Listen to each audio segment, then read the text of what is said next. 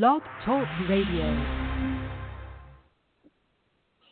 Hello and welcome to the Alchemy Sisters. You are here with Mandee and Jennie. Hi, Jennie. How are you tonight?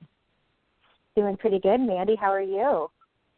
I'm good, thanks. I'm excited. I'm just enjoying this week. I had a really fun astrology reading this past weekend, and that was a new experience for me. We're going to have our friend Jen Edwards on the show soon here so she can tell all of our listeners all about her amazing skills. She does birth charts, and then each year she can read what your energy with the moon cycles are looking like and when it's good for you to act upon your dreams and intentions and whatnot. And it's just wonderful. So I really enjoyed that experience.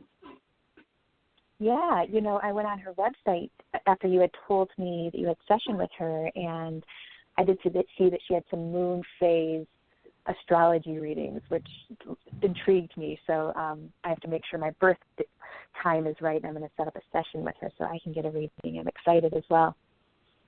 Oh, good. Beautiful. Yeah, it was really cool because we have like a full moon coming up next week, and she's like, oh, I'm so glad you connected with me because there's really so much that you can manifest and do in this moon that's coming up for you, this full moon, not new moon, but this full moon that's coming up for you is going to be really powerful. So she encouraged me to set a lot of intentions and talk to me about what that kind of looked like personally for me. And it was just really nice, and to kind of just have, it was neat because she also shares your birth chart. So I was able to see kind of the lines of where I came in and what things are looking like and how far I've come, and it was a really neat experience. Excellent. I always love a good astrology reading. I love a good reading across the board, but definitely astrology. It's one I don't practice very much of, and always am looking for talent in that genre, and she has it. So, yeah, I can't wait to schedule an appointment. Yeah, you'll enjoy it. So, if you're new to our show, we are the Alchemy Sisters. I'm Mandee Elam, and we were just speaking with Jennie McDaniel. And each week we just host a podcast so that we can connect resources and we can help other women and people who are in need of healing to for anything that they need, really, to connect with resources, to connect with healers, to connect with like-minded people, to have a space where you're just held for who you are and able to kind of navigate this multiverse and ascending and growing spiritually and becoming more conscious, because it involves a whole lot of steps and a whole lot of possible modalities. So we're just excited to hold this space for anyone who wants to be a part of this, and it's beautiful. And tonight we're excited because we have a returning guest, Miss Nui Louise, who is just fantastic. She's a women's intuitive healer, and she's the founder of the Teapee, and she'll tell us all about. So welcome, Nui. We're so excited to have you back. Oh, thank you, Mandee and Jennie. Thank you for having me again. I love coming on and jamming with you too. It always feels like just a fun little party.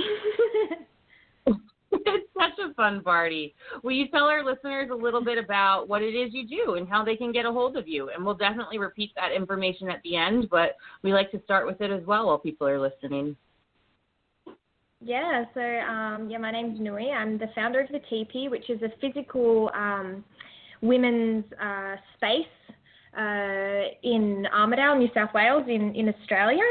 And I personally do oracle readings. I've just developed a beautiful program called Ascending in Circle, which is basically 6-week blocks where we come one week and we focus on growth and learning or unlearning, and then the next week come back and sit in circle and go through the healing process and integrate. And one of the driving forces behind that was I've done a lot of programs online, and they're wonderful, but I just really felt a call this year to bring back physical presence and take that process in the physical presence, because it's nice to do things at home by yourself, but there's nothing like sitting in a room full of strangers and pouring out your heart and realizing how alike we all are and that we aren't alone on this journey. And so those circles commence next week on the full moon, so I'm really excited to delve into that.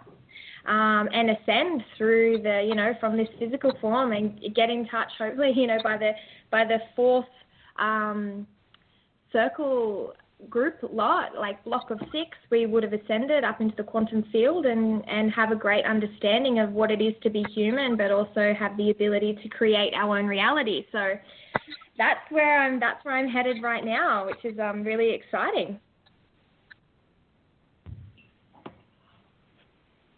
Very exciting. Yes, that is just beautiful. I think it's just wonderful, and it's been so nice to witness how much you've evolved and grown. And the last time you were here, we discussed, so much about moon cycles and tapping back in, and it's just so cool and admirable to see how much you're growing in this space, and you just continue to each time. Yeah, I think it's one of those things where I've really had to learn not to restrict myself in my gifts and in my medicine. I think that happens to a lot of us on this path. We discover a gift about ourselves, and we all of a sudden take that on as an identity, and then we have to stick to that thing. And it's like, no, I'm learning that. I'm completely blown away by our ability as women with our menstrual cycle and going through that whole process. And I'm really excited to incorporate that into not just personal development and self-healing. I feel like there's a big gap in the market when it comes to a lot of coaching and stuff like that, is we miss out that vital part of what it is to be a woman and tapping into the cycle. So with the ascending circles that I've created, the second level will be focused on that, on the menstruation part of it and tapping into your cycle for your creativity and your intuition and all of that, because that is one thing that reminds us every month that we're human. It doesn't matter how intuitive we are or, how frequently we get in the quantum field. We will always be brought back down to earth by our bleed. So I'm excited to incorporate all that I've kind of learned along my journey and see what else flows through me by doing this, because it's definitely a divine creation along with a lot of things that we do in life, I guess. So yeah, I'm excited. I'm very excited. Nui, it's very interesting. I use the rhythm cycle myself for birth control, natural birth control, and so I'm aware of my cycle. So I was going to ask you a quick question. I don't know if there's a quick answer or not, but where would you say in our cycle we're the most creative, or is it different for each person, or how would you answer that? Okay, so it is definitely individual to every person. You've also got to take into account how you are with the moon and how you are with the seasons. But I'll try and break it down like this. When you're just coming off your bleed and you're in that cycle, that's when you'll probably get your most creative hits. So you'll get a lot of inspiration, and so you receive like some wild ideas. That's your maiden phase, and when you're in those maiden years, you're boundless in that. So a great practice is to just write those down. Write down any possibilities of creation. And then when you go into your fertile phase is when, the practical part of you will come along and go, that's really great, but like what's practical here? And how can we practically make these happen? So if you're looking at like actioning creativity, the mother phase, like the fertile phase of your cycle, is very good for actioning. But then, you go along to your PMS phase, and that's going to show you what's standing in your way if you want to actualize that. And that's why most of the time we're happy and happy-go-lucky throughout our cycle. Then we hit that PMS phase and we hit a wall. And that's because there's stuff that needs to be cleared in order for us to actualize what we've just had flow through us. But for me, one of my most creative times is my bleed. It never used to be like that at all. But when I bleed, if I make the space for myself, that's when I will receive not only guidance on what I need to do, but on how I need to action it as well. And I think that's the true gift of making space when you bleed, is that you're just allowing yourself to be in the presence of what is, not out, doing this, doing that, doing this, doing that. So I would just invite you for 3 months to track your energy levels and how you're feeling on the creative flow front. And after 3 months, you'll probably find specific phases that are good for you, and you may even find certain days. Like there's usually like day 3 of my bleed is usually a power day for me, where if I make the space to sit down, I can guarantee that I'm going to get intuitive hits or creative inspiration or healing as well. So, tap into your womb. It's very wise. It'll have all the answers for you. Yes, I agree. So cool. I haven't studied that too much, and I do know the phases like the maiden and the crone and the fertile space. I do know the phases, but I wasn't sure how to associate that with creativity. But thank you for breaking that down. And then I do take into account that everyone's a little different. And like you said, it changed while you're bleeding. Now there's more this energy. It's really cool. Yeah, and also so looking cool. at where you're bleeding when the moon is. Like I struggle to bleed at the full moon. I struggle, but I've been bleeding a lot at the full moon, so it's kind of like, here you go, here's a little challenge for you. So I'm getting better. I'm getting better at it. I go back and forth. It's kind of funny when I met you, Nui, Nui and I met at the Rise Sister Rise retreat with Rebecca Campbell in upstate New York, in Rhinebeck, New York, and it was cool because we did like a little bit of work around that. Around our moon cycles and being mindful of it. And at that time, I was very much bleeding with the full moon. And then the past year or so, it synced more up with the new moon. And now it's pushing back towards, it's kind of in between and pushing back towards the full moon. So I wonder, and I kind of have longer cycles anyway, but I wonder if that's natural maybe for us to kind of sometimes be synced up with the full moon and then sometimes not, depending on where we're at in our birth chart or anything like that even. Who knows? And I think that's true. Like, you've got to take charts. I would also start noting where the moon is, what sign it is in when you bleed. I know that for a year I bled when the moon was in Aries, which was really interesting for me to look back on, and I freaked out because I wasn't as far along in my path as I am now, so I freaked out. I'm like, oh my God, what does that mean? But, usually I bleed on new moon, first quarter, full moon, last quarter, but these last couple of bleeds, my bleeds extended and I'm bleeding on the full moon a lot. So I haven't experienced this consistent bleed in one moon phase, so I'm actually just taking this time to sink into what that means for me, because I struggle, like I said, I struggle. So I think there's a lot of lessons in that for me. So we'll see. Yeah, I mean, exactly. And, for every single woman listening, that's what it's about. It's about just, tracking what's going on with you personally. And I was watching earlier, a woman in one of my sisterhood groups was just like feeling really irritable today. And, and I thought, that could be a combination of moon cycle. And sometimes like with my own, when I menstruate and whatnot and my own PMS, like I'll have a day or two where I'm incredibly irritable. And then I think it's also some of it's intuitive hits or things like that. And I think it's really important to honor where your moods are at each and every day. It just seems to be a vital piece of all of this. Yeah, absolutely. Like, honoring our emotions is the key to accepting ourselves, I think. And I think that's why I love working with the menstrual cycle so closely, because we are going to do that every month, and our emotions are going to change. And even if you look at it on a physiological level, our bodies, our hormonal changes, that's what's happening. But if we can take some guidance from that and use that bodily information as a guide to accepting our emotions on that deeper level and really unpacking our shit and owning it, I think that's important.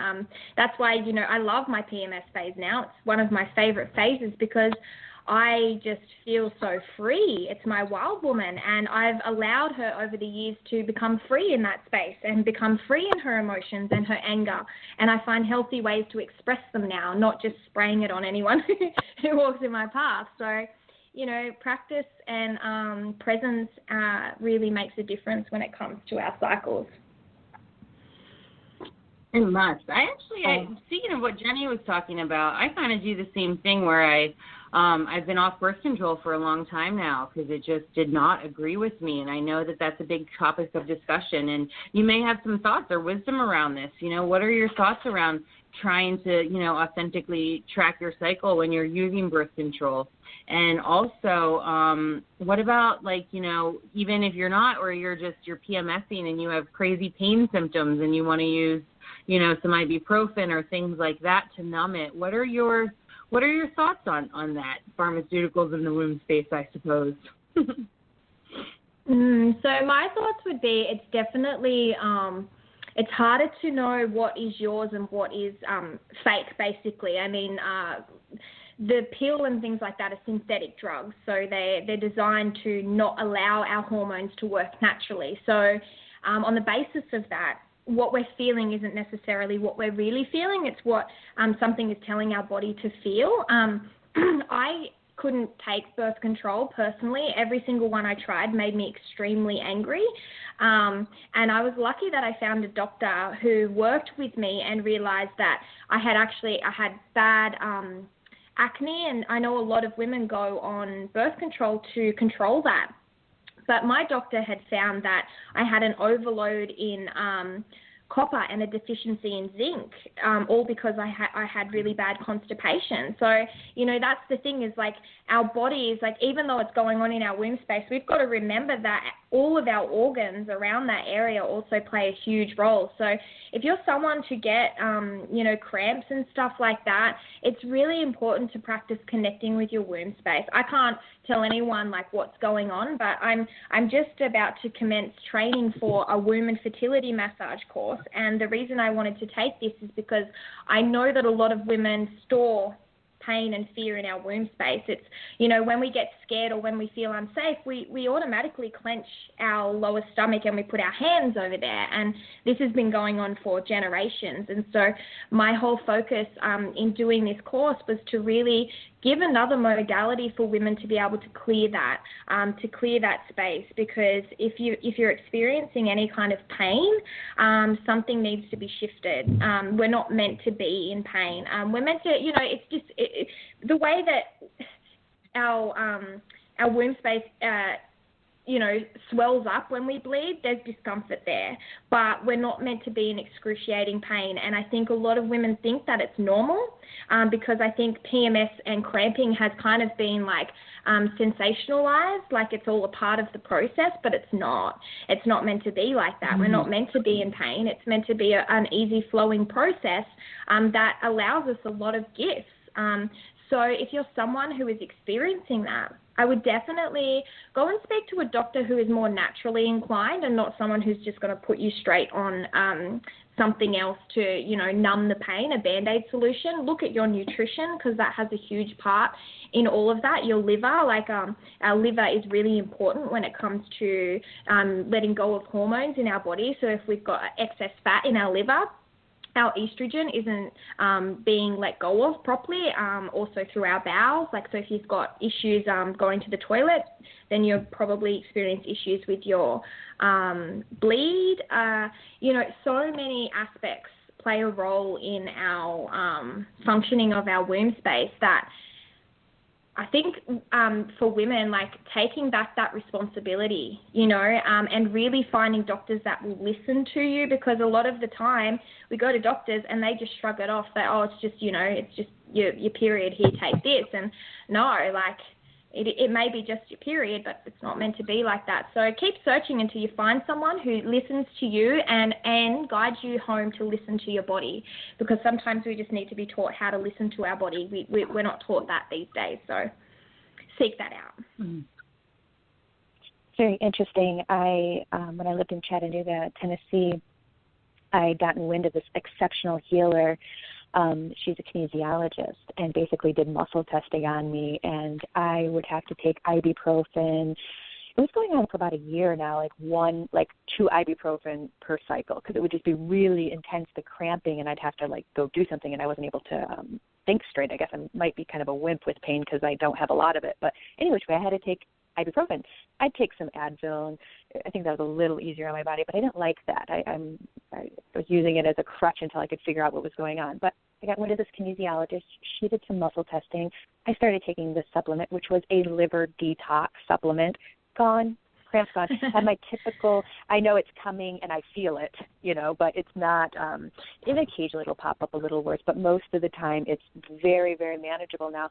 She certainly gave me a couple more supplements, chromium. I don't know if that had anything to do with the lightening of the pain, but I definitely think it had something to do with the liver detox, because if the liver is not functioning properly, the body can't let go of things properly. Weight, stress, flow.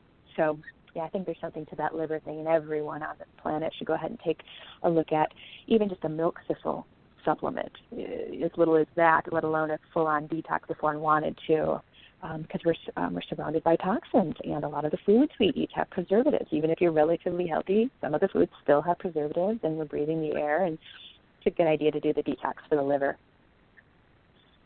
Yeah, and also, like breathing in other people's perfume and stuff. It's like we don't realize how much of our environment has a huge effect on us. Even I stopped using body wash, full stop, because I looked at the effects that it has on your endocrine system. I'll do a scrub once a week, but otherwise I stopped putting body wash on my body because I couldn't find one that wasn't full of crap. And ever since I stopped using body wash on my yoni, it's changed the way that she is, you know what I mean? Like her natural pH and all of that. The smell is different. Like everything is just so much nicer in that space. And I know that it's had a full effect on the rest of my body because I'm not soaking in that toxin. So even little things like that make a huge difference to our wound space and our ability to flow a little easier. You know what I mean? We're not lathering ourselves up in crap every day and then going, why do I feel like crap? Because it's everywhere. Yeah, I like Dr. Bronner's. Go ahead, Jenny. I'm just saying, I'm glad we're talking about it. You go, girl.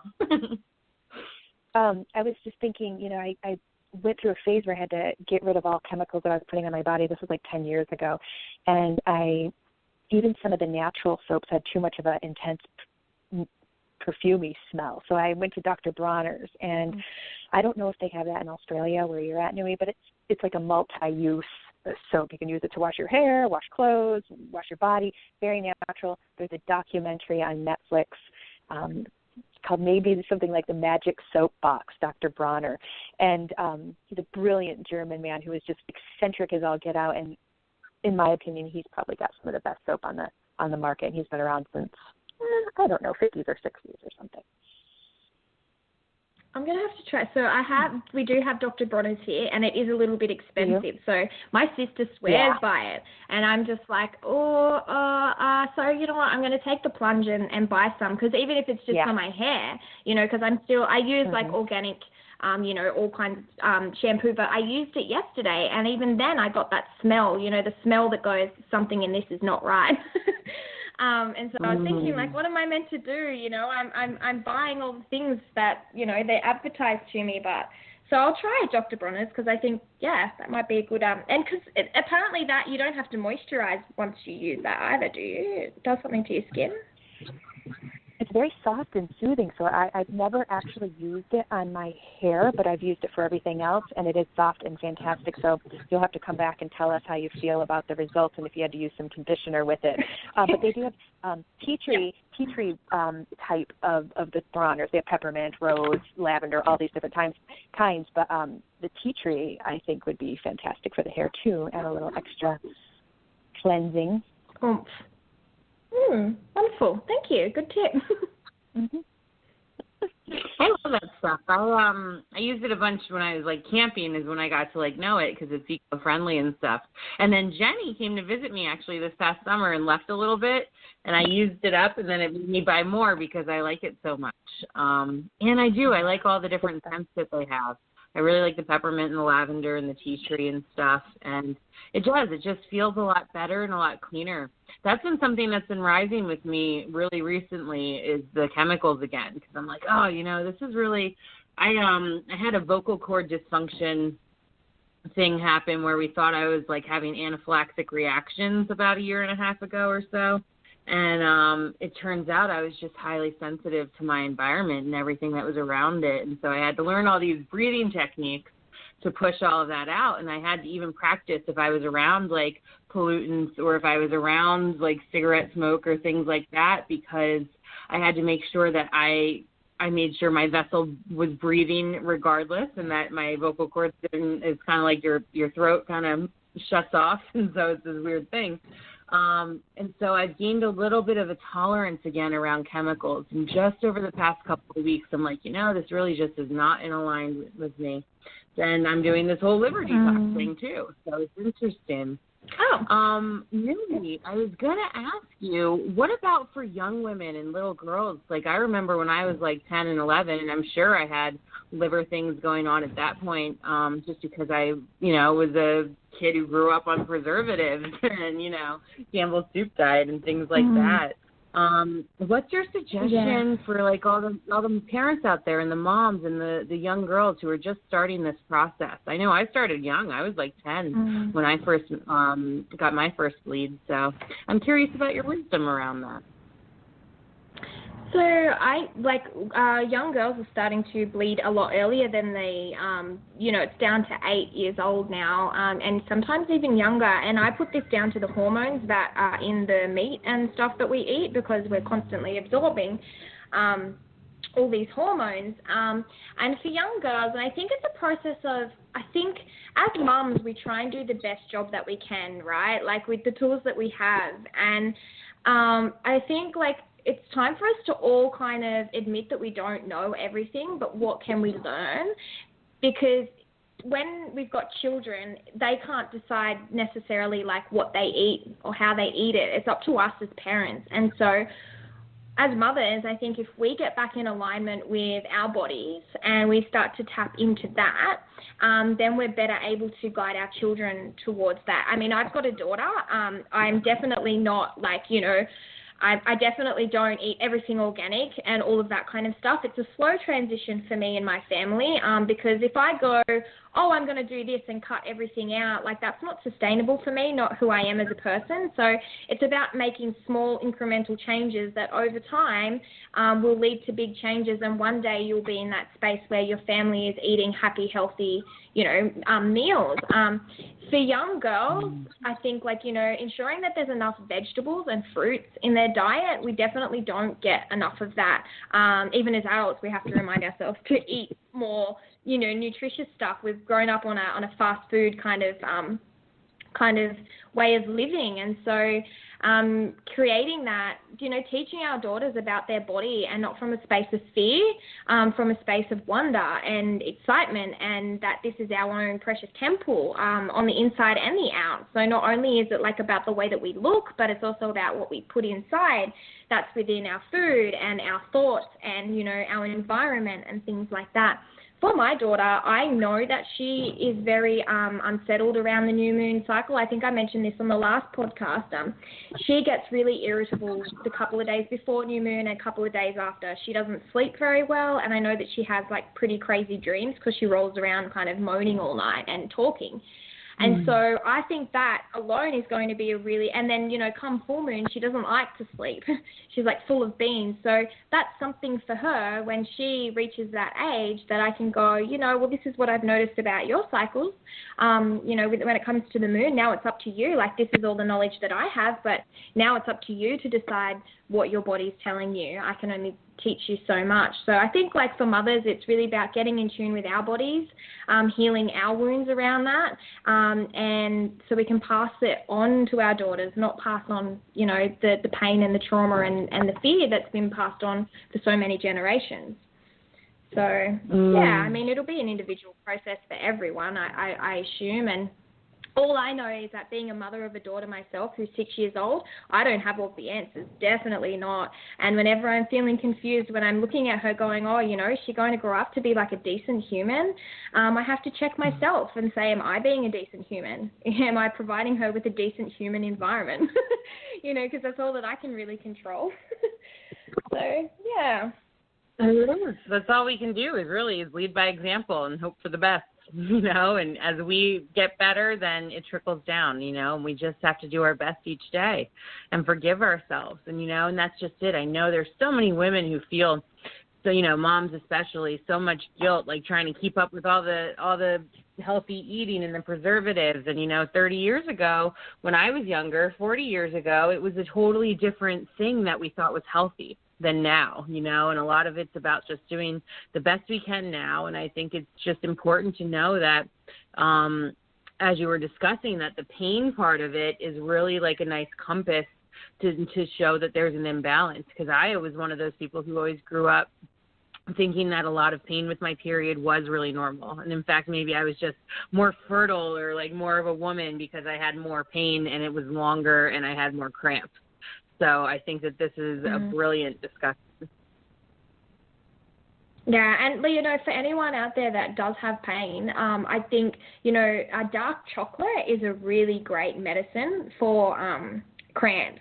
And, I heard this years ago and I never really tried it, but now it's like a staple. So I always have like a chocolate cacao, like just dark chocolate cacao. That always helps. Giving yourself like a nice womb rub really helps. And really connecting, like not going like, I want the pain to go away, rubbing your space to go, what are you trying to tell me? Like what needs to be let go, giving yourself a bath, like all of those little things we can do.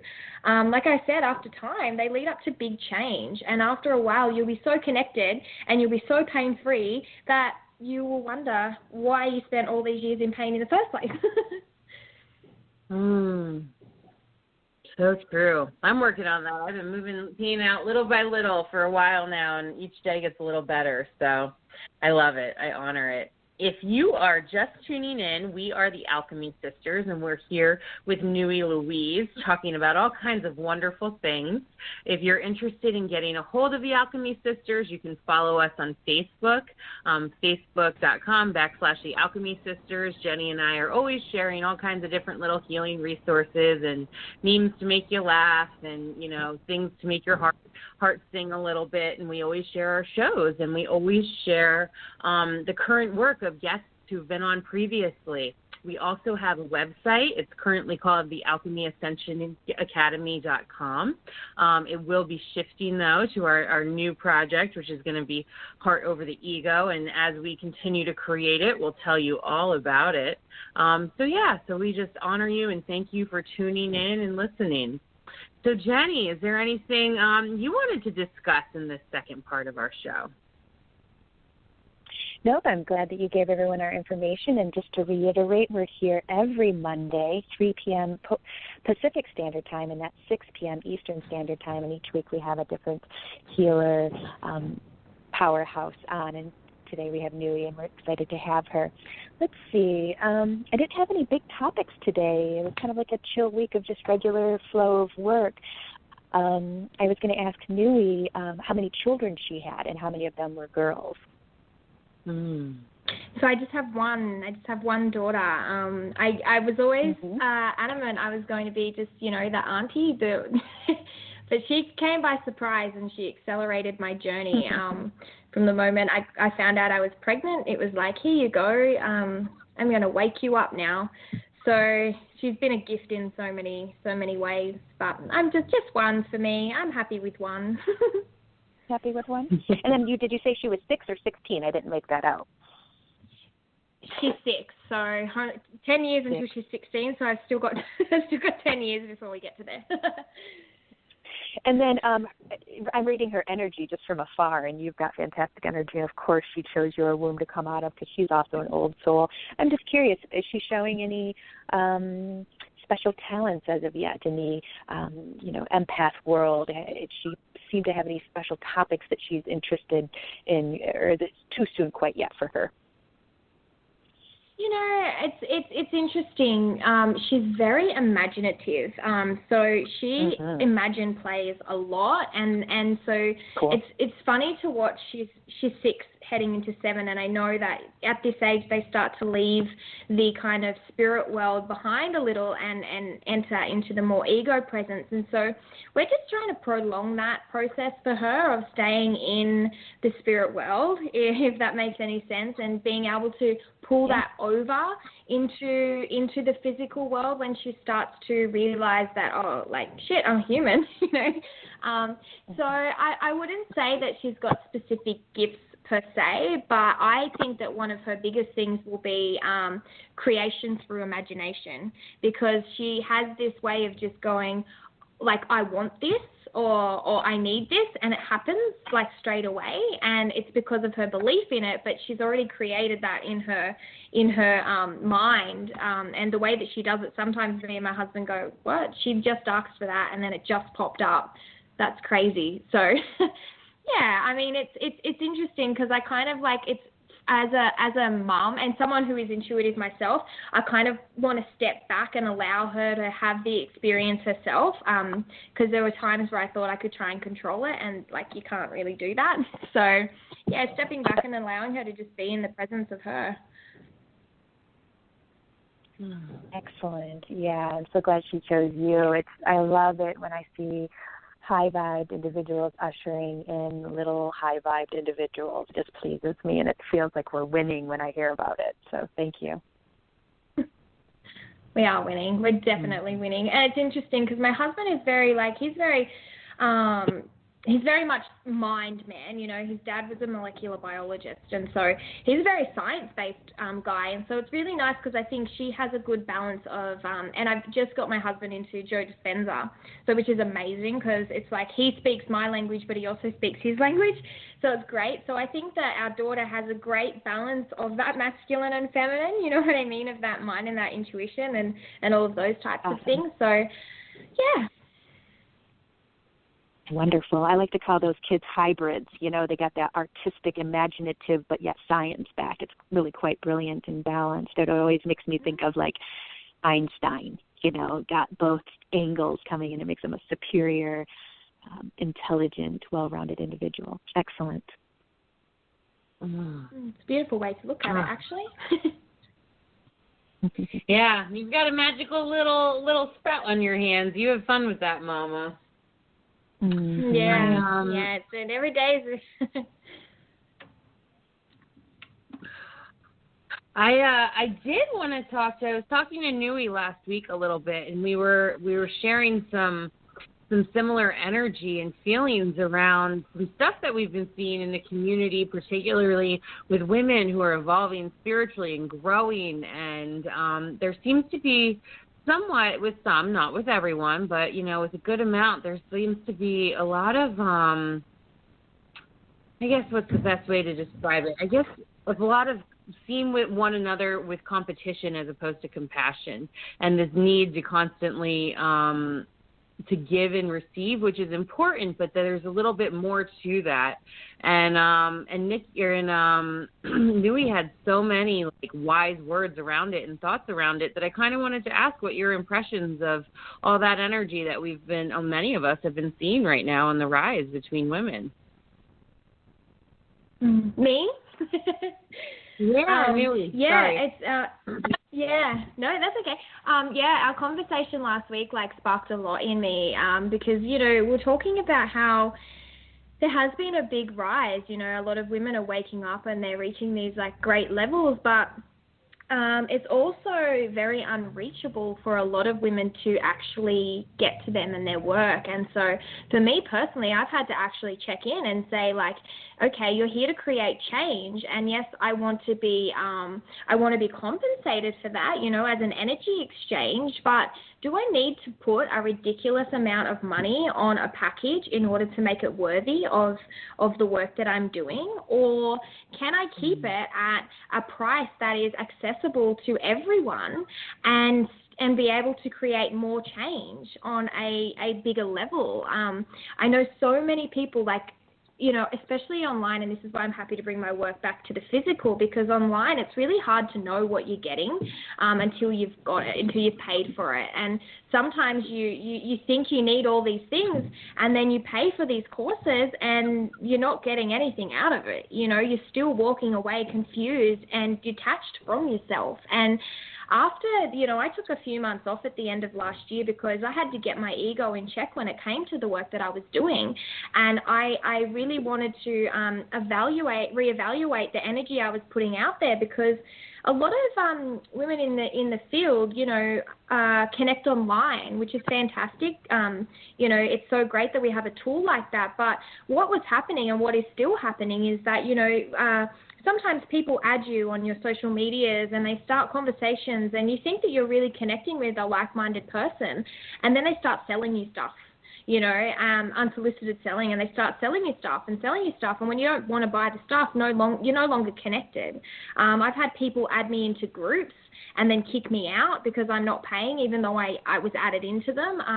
I've just had to go through my whole foundation of online and in person and ask, why is this happening for me? What is this trying to teach me? And so I took some time off social media, and I also disconnected from about 15 groups online because I didn't want to buy anything. I just want connection, and I think that's all that we all really want. We want connection, community, and healing, and to be heard and to be held. And I think that as women in this field, or even as people in this field, it's really time for us to check back in and ask, what am I doing this for?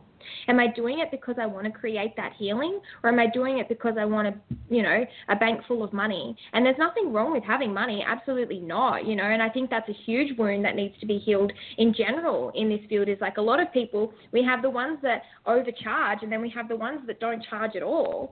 And it's about meeting in the middle, knowing that your work is worth it, but also asking yourself, why are you doing this? What's the intention you're putting out there? Because if we're doing it out of greed, we're only going to create more of what we've got here on this earth. I mean, you only have to look around at our current governments in every country to see that greed is not working. It's just not. And even if your intention is to heal in the first place, just check in and ask,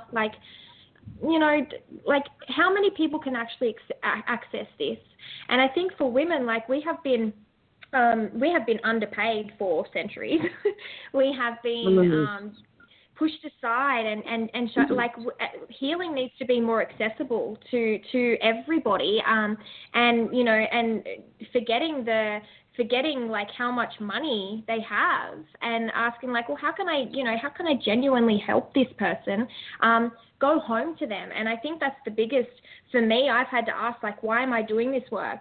And it's not because I want to be a leader that leads everyone to somewhere. I want to be a guide that guides them home to themselves, because that's where true healing happens. I can't do anything, but all I can do is hold that space for you to discover that for yourself, So I think, there's a lot of discussion that needs to happen in this field to check back in with intentions and ask, are you being greedy? Yeah, and then, of course, there's the flip side of it, which you mentioned, which is, am I being too greedy, or am I giving away all of my information and depleting my energy with no kickback, no trade in response? So you can flip to both sides. And I've seen this argument on the Internet often, and I sometimes jump into it because someone will post so blanket statemently, you should never charge for spiritual work. And I'm like, you're perpetuating the problem. The reason women haven't been paid for what we're worth is because people don't put a dollar value on emotional support. Well, it is something. It does take energy, and it's nice to, if you're giving it away, that's nice. But if you need something in return, that's nice too. And that's having good boundaries of saying, hey, I have a limited energy per day, and if I just give it all away, there's nothing left for me to then sustain my family or myself. So there's always an interesting debate. I think it should be in the middle, like you discussed. Not too greedy, but then also, charge a little something so you can give yourself a little bit of petty cash to maybe learn more, or to, help you out if something comes up. Because what happens in that argument, and the way that I pull it every time, I'm like, well, okay, interesting thought that you don't think healers should get paid. Interesting, just across the board. But then I say, if athletes decade, we'd only have mediocre athletes because they'd have to work a full-time job and then try to get good on the weekends or better on the weekends. Do you want an excellent healer who dives in 24/7, eats, breathes, and sleeps it? Or do you want someone who practices a couple hours a week or day because they're so busy with their day job because they have to pay bills? I'm like, if you want excellence, if you want above average, we have to support these people, artists, musicians, absolutely, healers, every type of position. Yeah, absolutely. And I just signed up for breathwork training, and the academy that I've gone through for the training offered a scholarship, and so I applied for the scholarship. I didn't get it, but it really made me go, oh, you know what? I can offer that. Within all the circles and stuff that I do. I can afford to do that because I'm still getting, nicely, a nice energetic exchange from what I'm giving out. And what's allowing someone in who can't afford it, who is crying out for help but just cannot afford it. I can do that. And so it was really beautiful to have that. Like, I'm still going to the training and I think there's a huge lesson in that is like you don't have to give everything away, but what can you give, and still stay within your means, because we do have to survive. Absolutely. Unfortunately, we need money. As of now, capitalism is ruling the roost. Yes, as of now. Yes. Part over the ego. But not for long. I love how you emphasize that. It's brilliant, and it's true, and I've seen so many models of, the life coaching industry has been around for a while, and now that really merges with spirituality industry, and it's constantly my favorite and hated question all the time is, what's your worth, and why don't you charge your worth? And like, think of what your worth is and then double it, or think of what your worth is and then triple it. And I get uncomfortable with that. And they're like, oh, that's just because you don't have enough, self-love and self-care. And it's like, no, because I want to be affordable and reach as many people as I can, while still caring for myself at the same time. And I think Nui, I don't know why I keep saying Nikki. It's the second time I did that tonight. I am so sorry, sister. That's all right. I think I'm just going so fast. I think Nui hit the nail on the head there with that, and really this whole discussion and everything that she's mentioned about it. And it's about finding this balance, and it's about making sure that we're honoring ourselves and we're honoring others. And Jennie and I, that's why we do this podcast. This is our giveaway, our give back. To help share as much wisdom and intuition, within a time frame that we can with people each week, and have different topics so that we're constantly moving energy. I think scholarship programs are brilliant, and when Jennie and I dream up, our big healing place eventually in the future, we're always talking about how we can get people there, with a smaller investment, because a lot of it too is helping people to heal so that they can heal that wound and start attracting their own financial abundance for themselves. And that's the whole point. Like, my point is to work with people to the point where they don't need me, or if they do, it's just to come back for a little bit of a boost up, because that means that I've done my work and what I needed to get done. And it feels like this. Too, Oh yeah, go ahead, sister. Yeah, because I think, even I seek healing as well, and I think that's the main thing as anyone in this work, is to remember that you also need what you're giving out. So often we put out, we think our self-care is just our meditation and things like that, but no, we also have to realign ourselves. And if anyone is wondering, how can I keep myself in my integrity in this, in the energy exchange of my work, just look at it as the flow of the masculine and the feminine, and ask how that's feeling inside you. Are you allowing the flow of both energies to, come and go naturally, or is one being forced out more than the other, and the other one's being kept? Because when we do that, we keep our feminine so hidden away, and our masculine's out there forcing the energy out into the world. And so we've got to rein that back. and let that flow. And that's the practice I've been doing over the last couple of weeks. While I'm looking at all of my creations that I'm putting out into the world, I want to put them out there with my integrity intact, you know, and really checking in with like what I'm here to do. And that's all that I can picture myself is like, how's the flow of energy going within my field? Is it evenly, you know, being like, is it flowing, or is it like, you know, raging in some parts? I think that's a great practice for anyone who's wondering, how can I check myself? Absolutely. Mm-hmm. Yeah, really important because, you know. Go ahead. Go ahead, Jen. Oh, yeah, I was just going to say, just because we're cyclical beings, and you can't always be in bloom. Your turn. Mm-hmm. Got a little bit of a lag there. Yeah, you know, I think it's important just to check in with every topic that you are exposed to as a human and how you respond to it, and always be open to dig in and to see where roots are coming from and feelings and helping others look too, if you care for someone, holding space for them. Such a human practice and a very highly spiritual practice is to put the ego aside and just look and unveil and continue moving in that space.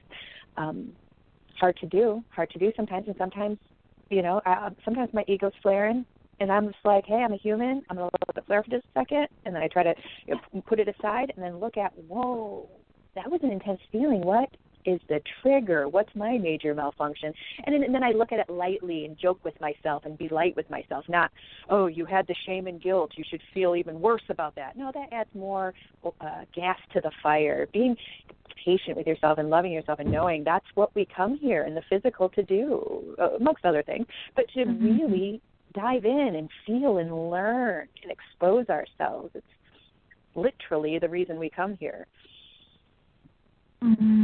Yeah, and I think like what are you calling your new program? Is it the heart over ego? I loved that. Like when you said that before, I was like, oh wow, that's such a beautiful way to think about it. Like, you know, I'm like, I'm going to take that as a tool, just that one sentence, heart over ego, because when I'm feeling that, I can insert my heart over there. You know what I mean?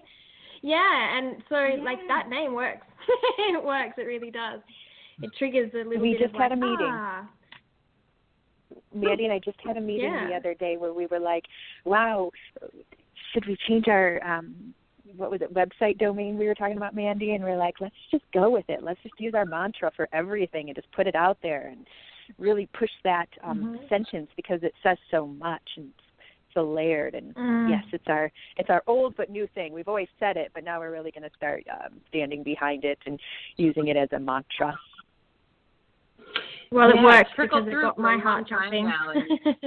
Oh, good. Yeah, Jennie introduced it a while ago. We had this little project, the Momentum Coalition, and then we switched to doing our show, and we kind of birthed our Alchemy Ascension Academy, but maybe a little bit before its time, and we know that's going to grow. But this whole time, what's stuck is the heart over the ego, because it's something that you can use in every single moment of mindfulness in life and say, you know, am I making decisions based on what my heart wants most? Or am I making decisions based on what other people think or might think? And if I'm doing that, that might be feeding the ego. Or, you know, what is my intention behind this? And the whole idea is just to get we need our egos. I consider my ego, you know, one of my best friends and closest confidants, but she can't be in charge. The heart has to be in charge. And so it's going to be this really nice kind of movement that we have. And I just can't wait to see what's birthed from it, because it feels really good, and it sticks in your heart, and it sticks in your mind, and it sticks in your soul.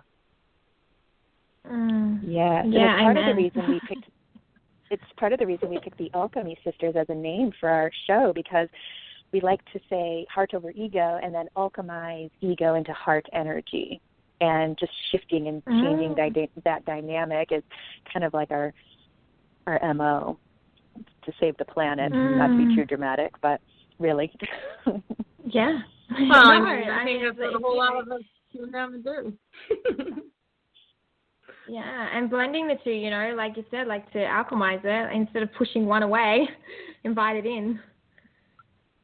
Yes, we often talk about that, the tool. The ego being a tool. Like Mandee, you were hitting on that perfectly. Absolutely. We do talk about that often, where we're not trying to get rid of it. We're just trying to manage it so we can have it as like a workhorse. Like if you had zero ego, you'd be a doormat and you wouldn't think much of yourself. Well, healthy ego says, I am, I can, I will. And that's the tool, not I'm better than, and, you know, all that yucky ego. But ego can be absolutely used as a tool to further yourself in everything. Just keeping it in check is, you know, important. Like I like sweets. I can't eat them all the time. I got to keep my health in check. It's just we can use them, but just keep them in check and manage it and keep it under control. And it's hard enough. I mean, look at what gurus end up doing. I mean, how often do you have a guru that makes it to their death without a huge scandal or 20? You know, it's just so difficult. I think too, restricting, like pretending you've done the work and that you like, you know, pushing your ego down and like I'm not, you know, I think that can be detrimental in the long run. Like you said, it's interesting because I had many ego deaths last year, and after I just came out of my, you know, I took a month off social media, and I've had a few months like just off. And in really aligning my physical world, I came out of it, and you know I'm in a really good space now. I've moved, and you know my life is it's perfect. But over the last couple of weeks, I've had to identify these fears and these insecurities, and I thought like I was like, oh my God, it's my ego, and I couldn't quite pinpoint like what was going on until I pulled a card from a healer who did some beautiful work on me, and she said take it home, and it was the ego card, and it was the false entrapment of the ego. So I had created this like false idea that I was entrapped by my ego, and I wasn't, you know. And the moment I went, oh, I'm not.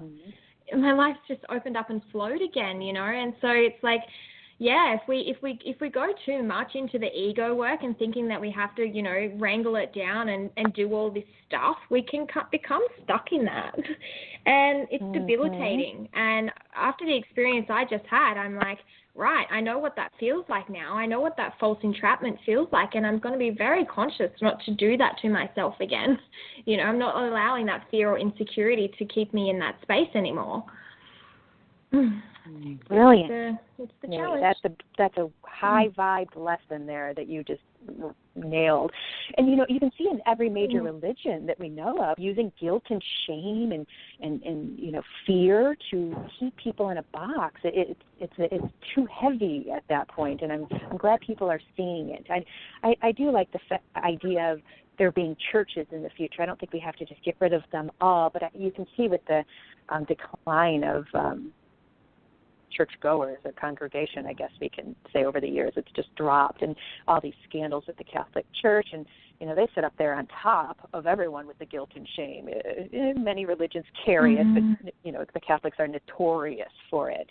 So it's like you just see all these constructs that have been just so egoed, fear-based out, just crumbling, imploding, if you will. You can also see it with the United States government. And that's what happens. That's why the Tower card is so awesome in a tarot deck. It's like people get fearful with the Tower. I'm like, no, let it crash. We have a better skill set to build something better and more sustainable. Yeah, and you know, whenever I get the Tower card for my clients, sometimes they freak out, and I'm like, no, you know, I use Rebecca Campbell's deck, so it's the crumbling, but I love that because it's a call to you for you to work on your foundation. You know, if your foundation's strong, you can crumble as many times. Your walls can crumble as many times as they need. Your foundation is always there, and I think that's like the most important is asking like, what is in the foundation of you, like what's underneath it all. And really building yourself up from that, you know, not building false walls based on fear and insecurity, building them up from the foundation. So I love the Tower card too. I like it. Oh, especially in this day and age. We have to see some Tower falling action if we want to create something more sustainable. I see it on Facebook with funny memes, and I've felt it for years. I'm like, we are really kind of in a new age Rome crashing and burning. Like ego has gotten way out of hand, the patriarchy, capitalism, greed, you know, anger has gotten so out of control that it kind of has to crash because it burned itself into the ground, and now we get front row seats to it, and we talk about it often here on the show where you can control a couple things in my spiritual teachings. This is what I understand to be true. You can choose a couple things, one of which is the womb you come through. which doesn't mean anything after you come out of the womb. Lots of things can happen at the roll of the dice, but you choose the womb and you choose the time frame, the date.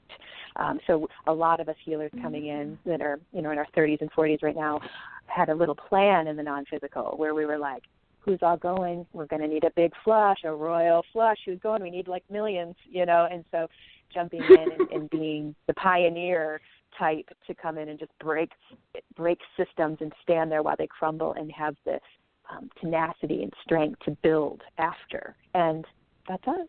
That's the rogue souls. I love us. I love us so much, all of us that have decided to come to this planet right now. It takes some nerve and it takes some skill. And I'm always like, I give everyone a nod. Even if they're struggling and they don't think they're growing and they're not growing very much, I give them a nod. It doesn't matter. Just showing up, you do. I'm going to hand out everyone participation trophies. I don't care what everyone says about participation trophies. I'm going to give everyone one because you deserve one just showing up here. I love that. Yeah, that's beautiful. Oh, it's so true.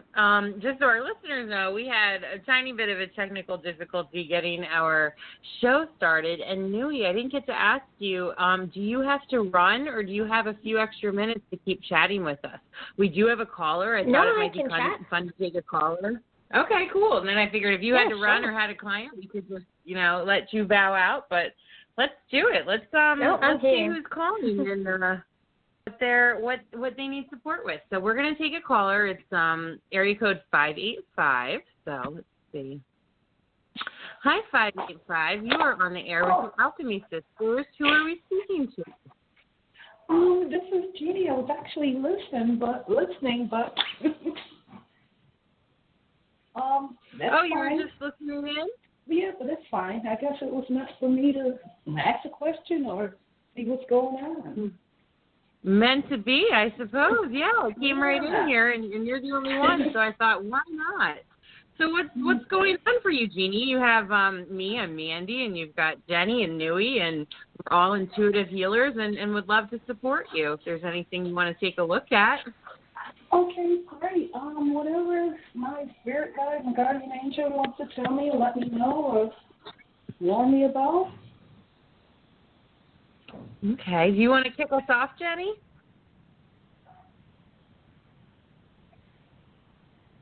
Jennie, are you still with us? Can you guys hear me? Oh, yep, there you are. Yep. You want to kick us off, Jennie? Yeah, I do. I just want to hear what her last couple words were. She said she would like to hear, any messages from spirit guides, and then she said a couple other words at the end. What was that? Oh, my spirit guide and my guardian angels. Mm-hmm. Okay, that was it. Okay, let's just take a look here. Let's bring in my spirit guides are showing up, so let's just take a look at what they have to show us off the bat. Can you say your name one more time? Jennie. Jennie? Yes, well, they're flashing a few past lives, so we'll just start there, and I'll let it go around the clock here and let the other girls take a swing at it too. But just off the top, they're showing several past lives. There's particular ones that they want me to showcase really quickly here. One of which is there's a pattern, and you've lived lots of past lives, or parallel lives is really what they are. But you've lived lots of them. But there's a common denominator with traveling, nomadic, gypsy style. And I know nomadic can look totally different than gypsy, but they're all traveling groups. And they say that you have a lot of those. Just really a pattern of really enjoying that space. They're showing you being intuitive and doing tarot card readings like in a traveling circusy kind of energy. They're also showing you being a spiritual guide for people. They're just showing you have this absolute healer motif. You come in and hold space just naturally. I don't know if you're in the healing arts this lifetime, but this is just something that you have a strong hold in your other lives. Let's just take a look and see if there's anything else they want to showcase here. Well, they want to remind you of something. They're telling you this pattern of your past life to remind you, and maybe it'll just be beneficial for what you're going through or what's in your life or whatever right now, but they're showing a lot of warrior. So they're saying that you've been a man in a warrior situation, less war, more warrior, tribal, less World War II, more protect the Indian, the Native American tribe that I live amongst. But see, they're showing that you have that rogue soul that we were talking about, that I was just talking about a few minutes ago, that all of us who seem to pop in as here to be healers often also have the warrior back, which is kind of required for the environment. So they're showing warrior as masculine, but then feminine. They're showing feminine tribal groups that you're in where you're a warrior in that space. But they just want to reiterate and pull from those parallel existences and introduce or reintroduce or just add, however you want to say it, this strength in your solar plexus, center of the stomach, doing a little spin on the solar plexus. It's yellow, kind of putting, reminding you and putting the essence there. That's all that's coming off the top for me. Girls, are you getting anything? Yeah, I am, Jennie. I got some angel messages. Are you going through a little bit of change and transition right now? Oh, yes. I just moved in. Just a lot of kind of family problems, personal problems going on. Yeah, that's what they showed. It was more internal movement, less like physical movement. You're not moving across the country tomorrow or anything, but no, lots of different change. Yeah, lots of change happening internally. And what they want you to do is to meet each and every person and situation, from your heart and out of loving assertiveness, and simply speak your truth and let that be. And don't worry so much about actions and reactions of others. It's they're also saying it's just very important to honor your feelings at this time. Your feelings are sacred and they're important and they're powerful for you, and they're going to be your catalyst in really ascending and growing at this point in your life. And it's important to kind of see them and feel them and honor them and then release them. If you have a rough morning, they don't want you to hold on to it for the whole day.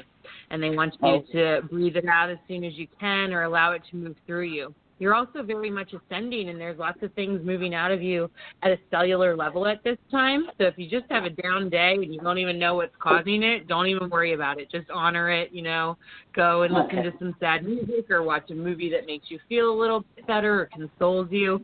And don't worry about trying to figure out what the trigger is so much or what the trauma is. Just they want you to honor it and to move through you. And then the last one, too, they're saying it's the Divine Mother, and she's just coming in to remind you that you are not too old to be mothered and that you must mother and nurture yourself as much as possible, whether that's just taking a walk in the sunshine or feeding yourself some good food or going to bed early or taking some alone time. You very much she wants to remind you that you are not too old to be mothered and you must mother yourself as much as possible at this time. And you're doing great things, and this change and transition is not easy right now, but it's really going to grow you. So they want you to hang in there. Okay, great. Okay, excellent. Nui, did you have anything you might want to add? I do, and it's funny, before you pulled out the mother, I was sinking into your energy, Jennie, and it was just I could feel so much mother coming through, so I nearly pinched myself when you said that, because I was like, I feel it. But you're being called to get grounded here. You're feeling a little flighty maybe, and you've got to get grounded, get back to the earth and dance. I pulled a card each for your masculine and your feminine, and your feminine's asking to be grounded, that you're getting a lot of intuitive hits, and you're trying to take action before you're grounding them down. And so I think a beautiful practice, a practice for you is to allow the guidance to come. Imagine it going down into the earth, bring it back up, and then ask, what am I meant to do? And go with your intuition like that and dance. Your masculine is crying out for a little bit of fun here, and to remember to dance with life. Don't get too rigid in the mind. Don't get too rigid in the way that you're meant to be showing up for whatever situation. Think back into that groundedness and dance. Your vibration wants to be shifted and shifted often, because there's a lot coming through here. But dance. Have you ever been a dancer, or did you used to dance and you don't dance anymore? Yes, I used to love to dance. Yeah, so you're being called to dance again. It's medicine for you. yeah, so, I mean, when you hang up from here, go put some tunes on and ground yourself down with a little bit of dancing, because that gets you, you know, in all kinds of states of awareness and joy and love, and, you know, shakes off anything that is perceived to be heavy. Shake it all off. So that's what I'm getting there for you. Great. Wow, how beautiful. Thank you, Jeannie. And I know you didn't mean to call in, but it was certainly divine timing. And thank you so much for allowing us to hold space for you and share messages with you. We appreciate it. Okay, thank you, and I'm continue to listen. Oh, you are so welcome. Bye. Thank you. You ladies have a good one. Bye-bye. You too. Bye. Oh, that was so wonderful. I just love layered healing like that. I love working with my girls and just my healer people. It's just so refreshing when we often just give everyone a little dose of what we do, and it just comes together and looks beautiful, and there's a multi-layered healing as opposed to just, you know, it's the way I see healing being so popular in the future. It's layered. You don't just go see one doctor. You see many, because there's many angles of our health. So I just love it when I get to team up with other good healers and offer support to people. It makes me happy. I agree. I do that all the time with my own clients. I'm always like, we had a really great session, but go see my friend so-and-so. She can help you with this, and go see that person because they can take you into this level. And it's kind of part of healing that wound that we were talking about earlier. And, like, we all have our own little bit of magic and our little bit of ways to help each other. And, you know, there isn't one size fits all, and you don't have to just be one healer, and you don't have to be one part of one sisterhood or one group. You know, there's just so much, and it's about your individual journey and what you take from, you know, each and every experience that you have. And I just love that dance card came up, because that's my biggest waker and shaker. And even when I was on crutches or with a broken back, if it was just sitting in my bed and kind of swaying side to side, the rhythm of dance is just incredibly healing and incredibly powerful. And we all need to be reminded to dance with life. You know, like we don't dance with life enough and allow the currents to, like, move through us and move us and with us and, you know, and with it and play, because that's the most beautiful thing about life, is that we get to dance with it, you know, when we allow ourselves. Exactly. Love it. Exactly. This is such a beautiful conversation. Nui, would you mind one more time if you would share with our listeners how they can get a hold of you if they want some future sessions or to follow your work? Yeah, sure. So you can follow me on Instagram or on Facebook at Nui Louise. Or actually on Instagram, I'm actually called It's Soul Good now, so I changed my handle because I thought it's Soul Good. You can also find me at nuilouise.com. I do readings. If you're local to Armidale and you're listening in, I've got a lot of in-house workshops happening, and I'm hoping to be offering some online stuff in the next 6 months. But like I mentioned before, I'm really looking forward to grounding my work here in the physical, and then see where it takes me. So yeah, you can follow me and follow my work. I'm always putting out videos and blogs and, you know, little tips and stories. I love to tell stories of my own healing journey. So nuilouise.com, you can find me there. Beautiful. Thank you so much for coming on our show again, sister. We just love jamming with you and holding space, and thank you for helping us with that reading. You're incredible, and you're a light in this world, and you're needed, and you're a badass, and we are grateful for you.